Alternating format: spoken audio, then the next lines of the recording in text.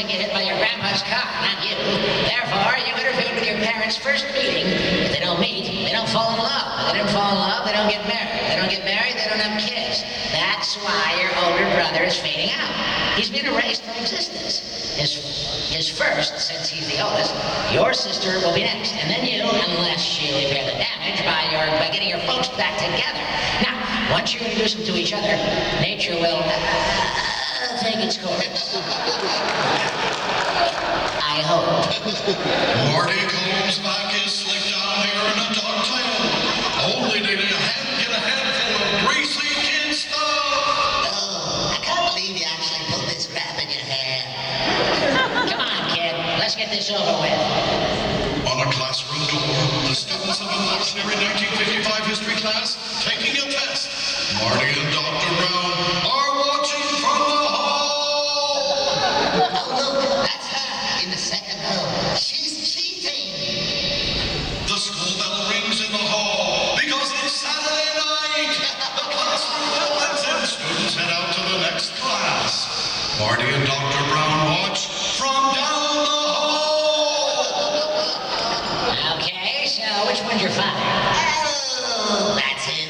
As George walks down the hall, students laughing him behind his back, and some of the boys kick him in the ass. He has a kidney sign hooked on his collar. Dr. Brown shakes his head at this pathetic sight. Jesus, Peter on the crutch. Are you sure you're not adopted? Now he takes George by the arm. Mr. Strickland. Marty is amazed. It's I, Shane Batman. He pulls the sign off George's shirt and shows it to him. You are a slacker. Do you want to be a slacker for the rest of your life? George shakes his head unconvincingly. Lorraine's at her locker, giggling with a girlfriend. Ah, looks like a match made in heaven. Well, my mom always said it was meant to be. I sure hope she's right. Marty takes a deep breath and starts walking toward George. George, hey, buddy, you're just the guy I wanted to see. You remember me from Saturday? The guy with the potty emergency? I saved your life, remember? Just see if you're paying attention.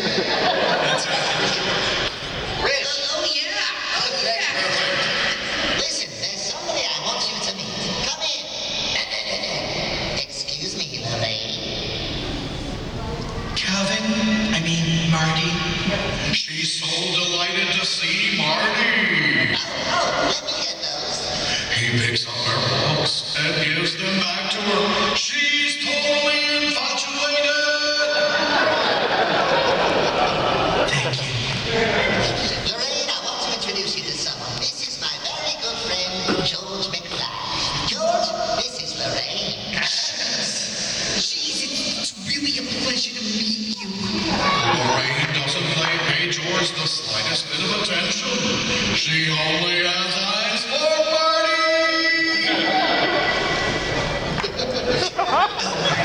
I was so worried about you running off like that the other night with that big bruise on your head. Is it all right or what?